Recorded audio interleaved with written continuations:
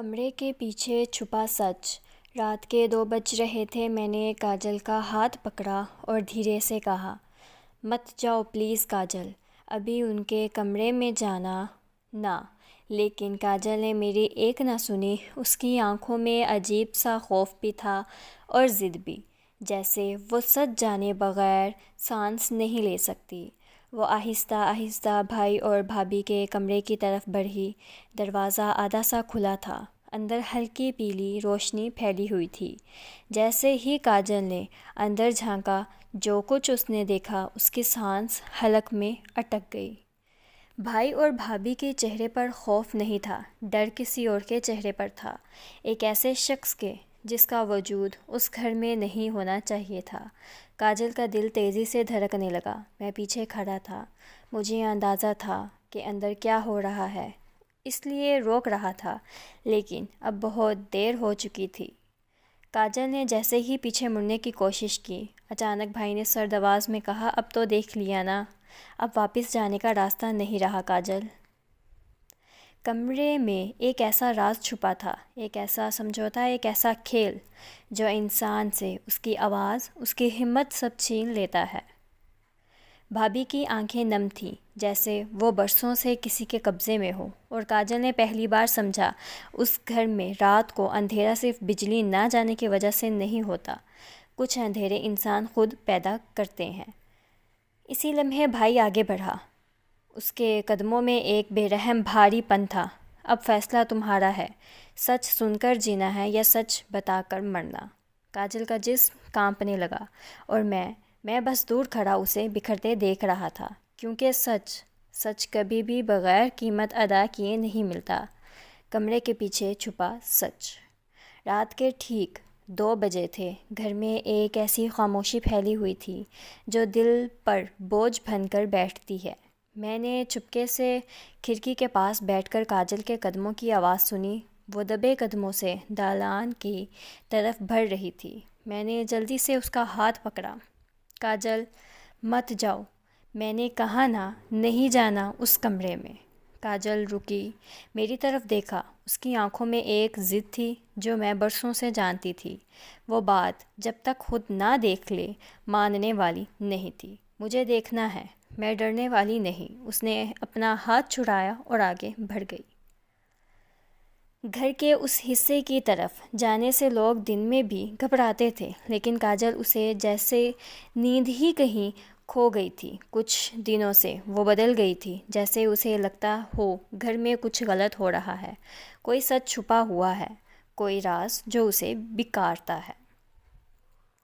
بھائی اور بھابھی کے کمرے کا دروازہ آدھا کھلا تھا، اندر ہلکی پیلی روشنی تھی، جیسے بلب بھی تھکا ہوا ہو۔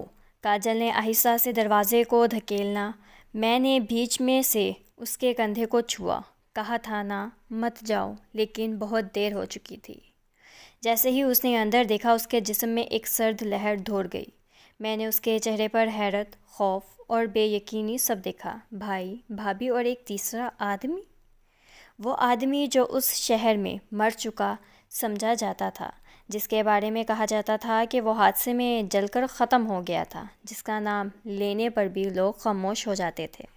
راشد، بھائی کے بچپن کا دوست، مگر اس کا بھائی کے ساتھ مڑ آنا رات کے اس پہر اور اس حالت میں، یہ سب کاجل کو جیسے پتھر کر گیا۔ بھائی نے نرمی سے نہیں بلکہ ایک برفیلی سرد آواز میں کہا، اب تم نے دیکھ ہی لیا ہے، اندر آ جاؤ کاجل۔ اس کی آواز میں وہ بھائی نہ تھا جسے ہم جانتے تھے، وہ دوسرا انسان تھا، جسے کوئی بے محسوس یا سایہ اس پر قابض ہو۔ بھابھی کی نظروں میں عجیب سا خوف تھا، اس کے ہاتھ لرز رہے تھے۔ راشد کے چہرے پر ایک عجیب سی مسکراہٹ، جیسے وہ سالوں سے کسی کا انتظار کر رہا ہو۔ وہ آہستہ آہستہ اپنی جیب سے کچھ نکال رہا تھا۔ نہیں، وہ ہتھیار نہیں تھا، وہ ایک پرانا کھلونا نما ٹوٹا ہوا لوہے کا ٹکڑا تھا، لیکن اس پر لگے سوکھے دھبے دیکھ کر کوئی بھی سمجھ جاتا کہ یہ کیا ہے۔ کاجل نے پیچھے ہٹنے کی کوشش کی، لیکن بھائی آگے بڑھ گیا۔ ڈرو مت، تمہیں اب ویسے بھی اس گھر سے جانا کہاں ہے۔ میں سامنے آیا۔ میں نے بھائی کو روکتے ہوئے کہا، بھائی، کاجل کا اس سب میں کیا قصور؟ اسے جانے دو۔ بھائی کے چہرے پر وہ مسکراہٹ آئی جسے دیکھ کر راتیں بے چین ہو جاتی ہیں۔ قصور، وہ دھیرے سے بولا، جسے اس لفظ کو چاٹ رہا تھا۔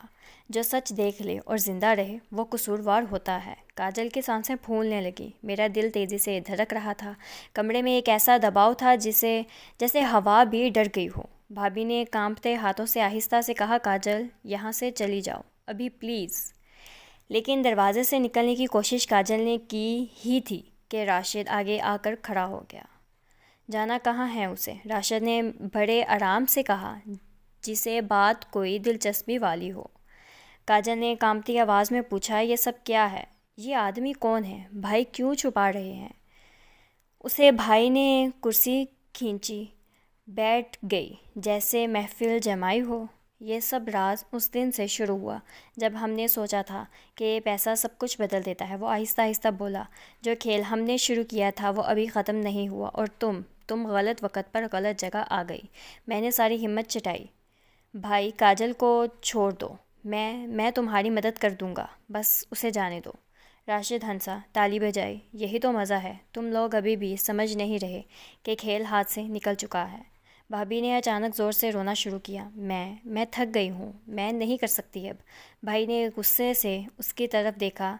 چپ رہو تم ہی نے تو اسے گھر میں آنے دیا۔ کاجل کا دماغ چکرا رہا تھا۔ اس نے ایک بار پھر مجھ سے کہا، یہ کیا ہے؟ مجھے سچ بتاؤ۔ میں نے آنکھیں بند کی۔ میں جانتا تھا کہ اگر آج نہ بتایا تو شاید کبھی نہ کہہ سکوں گا۔ کاجل، وہ رات یاد ہے جب محلے کے گھر میں آگ لگی تھی؟ سب نے کہا تھا حادثہ تھا۔ میری آواز بیٹھ گئی۔ وہ حادثہ نہیں تھا، وہ جوننی غصے میں بھائی اور راشد کا کیا ہوا کام تھا۔ کاجل نے ہاتھ منہ پر رکھ لیا۔ کیا وہ اس گھر سے پیسہ نکالنا چاہتے تھے؟ وہ پیسہ جو مالک نے واپس دینے سے انکار کر دیا تھا۔ بات بڑھی، جھگڑا ہوا اور آگ لگ گئی۔ بھائی اور راشد فرار ہو گئے، لیکن بات یہیں ختم نہیں ہوئی۔ راشد نے آگے بڑھ کر کاجل کے بالوں کو چھونے کی کوشش کی۔ میں نے فوراً اس کا ہاتھ جھٹک دیا۔ ہاتھ مت لگانا اسے۔ راشد نے مجھے گھور کر دیکھا۔ تم ابھی بھی سمجھ نہیں سکتے، یہ لڑکی اب ہمارے کھیل کا حصہ ہے۔ جس نے راز دیکھا اسے راز رکھنا پڑے گا۔ بھائی نے بھابھی کو سخت لہجے میں کہا، دروازہ بند کرو۔ دروازہ بند ہوتے ہی کمرے میں ہوا کا آخری رستہ بھی ختم ہو گیا۔ اب صرف ہم تھے، 3 زندہ، 2 مجبور، اور ایک سچ جو سب کو توڑ رہا تھا۔ کاجل نے مرے ہوئے لہجے میں کہا، میں کسی کو کچھ نہیں بتاؤں گی، بس مجھے جانے دو پلیز۔ بھائی نے نفرت بھرے انداز میں کہا، ایسا ہر کوئی کہتا ہے، سچ کبھی دب کر نہیں رہتا۔ میں آگے بڑھا، بھائی اگر یہی سب تم نے چنا ہے تو ٹھیک، مجھے سزا دو، مجھ سے جو کرواؤ، لیکن کاجل اسے چھوڑ دو، وہ بے قصور ہے۔ بھائی نے ایک لمحے کو تھوڑی دیر کے لیے میری طرف دیکھا، جیسے دل کے اندر کہیں ایک انسان ابھی بھی زندہ تھا، لیکن پھر راشد نے زور سے بھائی کے کندھے پر ہاتھ رکھا۔ نہیں، یہ فیصلہ تم نہیں کرو گے۔ بھائی کا وہ چھوٹا سا انسانی لمحہ ختم ہو گیا۔ کاجل اب چیخ کر رونے لگی۔ میں نے وعدہ کیا ہے، میں نہیں بتاؤں گی، خدا کے لیے مجھے جانے دو۔ بھابھی آگے بڑھی، راشد کے آگے ہاتھ جوڑ دیے، تمہیں خدا کا واسطہ ہے، اسے جانے دو، اسے نہیں پتہ یہ لوگ کیا کرنے جا رہے ہیں۔ راشد کا چہرہ بدل گیا۔ وہ خدا کہاں تھا جب ہم جل رہے تھے، ہم مر رہے تھے؟ اس نے زور سے ہنسا۔ یہ سب اسی خدا کے نام پر تو ہو رہا ہے۔ بھائی نے اب وہ لوہے کا کھلونا ہاتھ میں لیا، گھر کا فرش جیسے لرز گیا۔ میں نے کاجل کی طرف دیکھا، اس کی آنکھیں پانی میں ڈوب چکی تھیں، اور میں نے ایک فیصلہ کیا، ایک ایسا فیصلہ جس کا انجام شاید میری زندگی تھا۔ میں راشد اور بھائی کے درمیان کھڑا ہو گیا، کسی کو چھونا نہیں، پہلے میرا کام ختم کرو۔ بھائی نے حیرت سے دیکھا، تم اتنے سالوں بعد اب بھائی بننے لگے ہو؟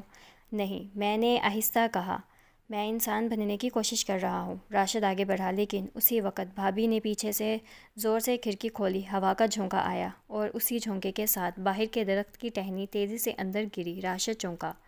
وہ پل، وہ ایک لمحہ، بس ایک لمحہ کافی تھا۔ میں نے کاجل کو زور سے دھکا دیا، بھاگ ابھی۔ کاجل بے اختیار دھول پڑی۔ بھائی نے اونچی آواز میں چیخا، رکو۔ میں نے دونوں کے درمیان آ کر انہیں روکا۔ راشد نے غصے سے مجھے دیوار پر دے مارا۔ میرے سر سے خون بہنے لگا، لیکن میں مسکرایا۔ آج پہلی بار میں نے صحیح کام کیا ہے۔ کاجل کے قدم دور جاتے ہوئے سنائی دیتے رہے اور اسی آواز میں ایک عجیب سی امید تھی۔ بھائی نے آخری بار میری طرف دیکھا۔ تم نے سب کچھ ختم کر دیا؟ میں نے خون تھوک کر کہا۔ نہیں بھائی، ختم نہیں، بس شروع کیا ہے۔ لوگ سمجھتے ہیں کہ راتیں صرف اندھیری ہوتی ہیں، لیکن کچھ راتیں انسان کی زندگی کا اندھیرا لے کر آتی ہیں۔ میں اس رات زندہ بچ گئی، لیکن سب کچھ کھو دیا، اور سچ کبھی محفوظ نہیں رہتا۔ ایک نہ ایک دن ہر دروازہ کھل ہی جاتا ہے۔